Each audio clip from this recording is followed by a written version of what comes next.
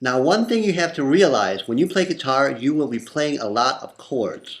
Now, I don't know if you've been playing music before, if you play another instrument or had music in school, but the way I view chords is you have two very important types of chords. You have what's called a major chord and a minor chord.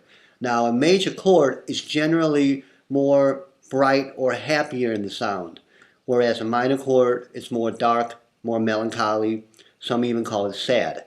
Now, those terms are relative because you can have a happy song that has a minor chord in there. You can have a sad song that has a major chord in there.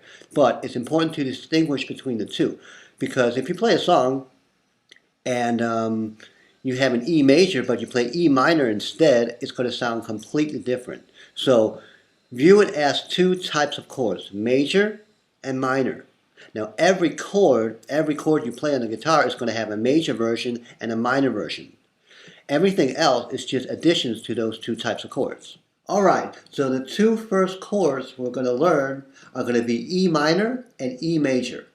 The E minor looks like this, and the E major looks like this.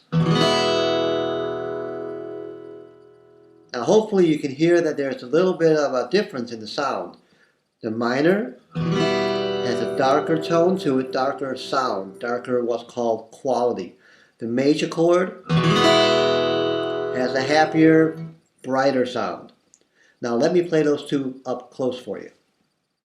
Okay, so starting with the E minor chord. What you're going to do is you're going to take your middle finger and place it on the second fret on the A string, and then you're going to take your third finger and place it underneath that. And all you do now is strum. Now you've created a beautiful E minor chord. If you wanted to change that to a major chord, all you would have to do is take your first finger and move it down to the G string, keep what you had before on the E minor, and now you are playing a beautiful sounding E major. So E minor without the first finger, E major with the added first finger.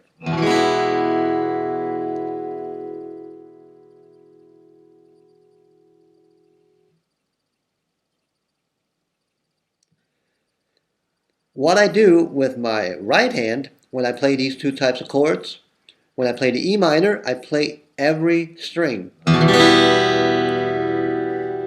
And I also play every string when I play E major. Now here's an important fact. Whenever you play a chord, the top note of that chord is also the name of the chord. So here we're playing an E major chord. That's why we have the E string on top. Now it doesn't matter whether it's E major or E minor, we still have the E on top. So there's the major. When I switch to minor, I still have the E on top. So essentially, all chords have two versions, a major version and a minor version. E major and E minor. Alright, so let's do two more chords. Let's do A minor and A major. A minor looks like this, sounds like this.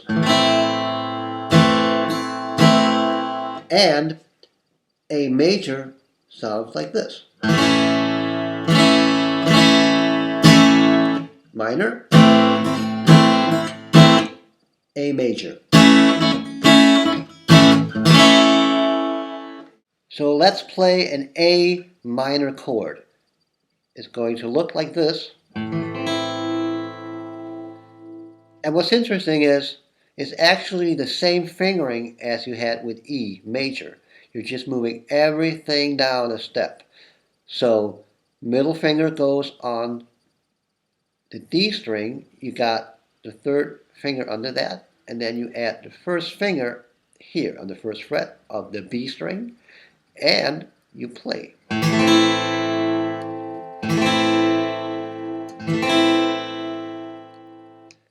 Let's also do an A major chord. A major is a little different.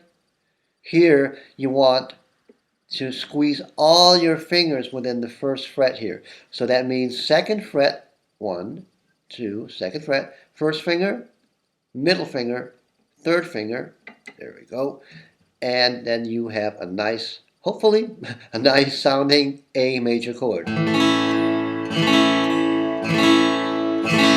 So A minor, A major.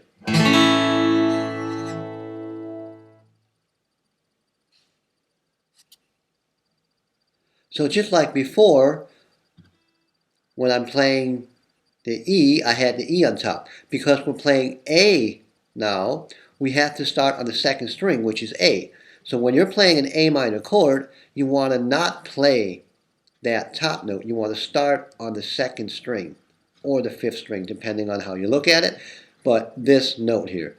So here's your A minor chord.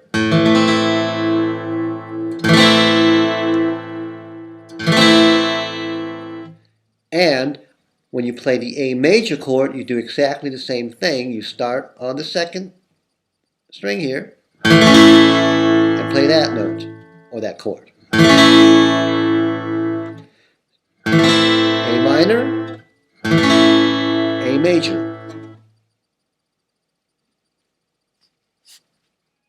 Now, with a lot of practice, you can actually develop your ear to hear whether a chord is major or minor.